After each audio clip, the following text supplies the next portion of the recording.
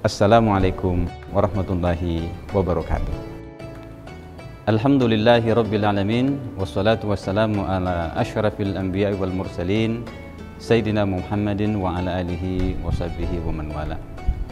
Para pemirsa dakwah Sulsel dimanapun berada, sebagai sebuah ideologi, Islam memiliki seperangkat aturan yang lengkap. Di antara bagiannya adalah nidhamul uqubat atau sistem sanksi. Sistem sanksi di dalam Islam memiliki keunggulan-keunggulan yang tidak dimiliki oleh sistem manapun. Jadi keunggulan daripada sistem sanksi Islam itu paling tidak ada 5 hal. Yang pertama, bahwa sistem sanksi dalam Islam itu berasal dari Zat yang menciptakan manusia, Allah Subhanahu wa taala, yang paling mengetahui tentang karakter dan sifat manusia serta kebutuhan manusia.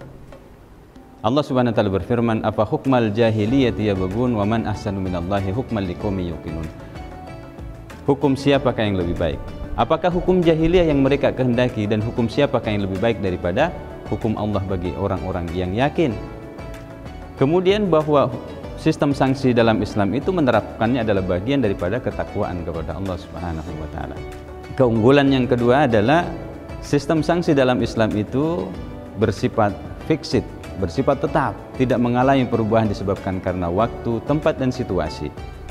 Allah berfirman, "Wa tammat kalimatu rabbika sidqan wa adla, la mubaddila li kalimatihi wa huwas samiul alim." Telah sempurna kalimat Tuhanmu yang benar dan adil, tidak berganti daripada kalimat-kalimatnya.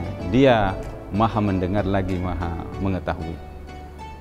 Kemudian yang ketiga, bahwa sistem sanksi di dalam Islam itu memiliki sifat yang disebut zawajir dan jawabir, yakni bersifat preventif dan kemudian korektif. Sifat preventif atau kemudian zawajirnya itu terjadi ketika penerapan syariat Islam atau kemudian sistem sanksi ini memberikan efek jera, di mana ketika orang menyaksikannya itu secara akal tidak ingin melakukan hal yang sama. Inilah yang disebutkan oleh Allah Subhanahu wa taala, "Walakum fil qisasi hayatun ya ulil albab." Pada pelaksanaan qisas itu terdapat kehidupan bagi kalian, wahai orang-orang yang berakal. Tentu bahwa bukanlah kehidupan orang yang dikisos, tetapi kemudian kehidupan bagi orang yang menyaksikannya. Maka bagi orang yang berakal tidak berpikir untuk melakukan kejahatan yang sama disebabkan karena efek jera yang ditimbulkan oleh penerapan sanksi Islam itu. Kemudian sifat jawabirnya ini disebutkan oleh Nabi SAW ketika peristiwa Baiat Aqabah yang kedua. Beliau mengatakan siapa saja yang melakukan kejahatan, baik itu melakukan pencurian, zina, atau kemudian berbohong, dan diterapkan sanksi atasnya, maka sanksi itu merupakan kafarah atau tebusan terhadapnya, sehingga kemudian di akhirat nanti mereka tidak lagi mendapatkan sanksi atau kemudian dosanya ditebus oleh Allah Subhanahu wa taala. Hadis riwayat Bukhari. Kemudian yang keempat, bahwasanya sistem sanksi di dalam Islam itu kecil kemungkinan terjadinya permainan hukum dan peradilan. Mengapa? Karena Nabi sallallahu alaihi wasallam mengatakan, "Akhdul amiri suhtun wa qabulul qadi ar-riswa kufrun." Hadiah yang diterima penguasa itu merupakan haram, sedangkan suap yang diterima seorang qadi atau hakim itu adalah kekufuran. Nah, karena itu seorang muslim yang beriman, apalagi seorang qadi, tidaklah mungkin melakukan ketika dia akan digolongkan menjadi orang yang melakukan kekufuran. Kemudian yang kelima, sistem sanksi di dalam Islam itu independen sifatnya. Artinya dimanapun dan siapapun yang menerapkan sanksi itu sudah diberlakukan. Tidak ada namanya banding, ya, tingkat 1, 2, ya, baru kemudian kasasi. Tetapi ketika sanksi sudah diterapkan, itu berlaku. Karena ada kaidah mengatakan al-ijtihadu la yanqadu bimaslih. Ijtihad itu tidak bisa dibatalkan oleh ijtihad yang semisalnya. Nah, karena itulah, inilah sistem sanksi di dalam Islam secara teoritis, artinya normatifnya yang ada dalam nas-nas Al-Quran menunjukkan betapa unggulnya sistem sanksi Islam, yang itu ada hudud, ada jinayat, ada taksir dan mukhalafat.